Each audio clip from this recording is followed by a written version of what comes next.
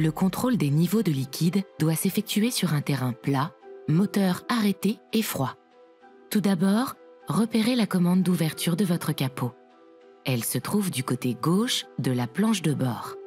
Sortez de votre véhicule, soulevez légèrement votre capot et poussez la languette de sécurité située près du logo Renault. Le capot se décrochette. Soulevez alors votre capot. Il est maintenu à l'aide de 2 vérins. Pour vérifier votre niveau d'huile, soulevez cette jauge. Le niveau doit se trouver entre les indicateurs Mini et Maxi. Pour compléter le niveau d'huile, dévissez ce bouchon et remplissez.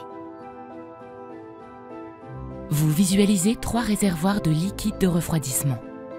Un dédié au refroidissement du moteur électrique, un dédié au refroidissement du système de traction électrique et un dédié au refroidissement de la suralimentation en air du moteur thermique. Le niveau de liquide doit se situer entre les indicateurs Mini et Maxi.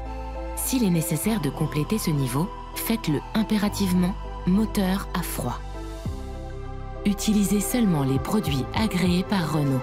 Ils assurent à votre moteur une protection anti-gel ainsi qu'une protection anti-corrosion du circuit de refroidissement.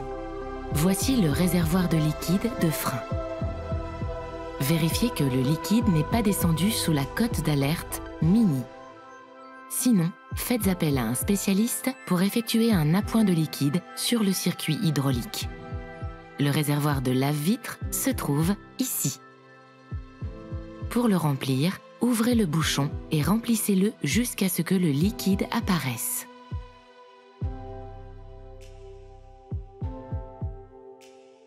Utilisez systématiquement un liquide lave-vitre adapté.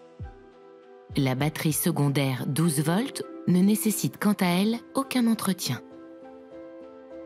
Vous ne devez ni l'ouvrir ni ajouter de liquide. Si vous devez la remplacer, faites appel à un représentant de la marque.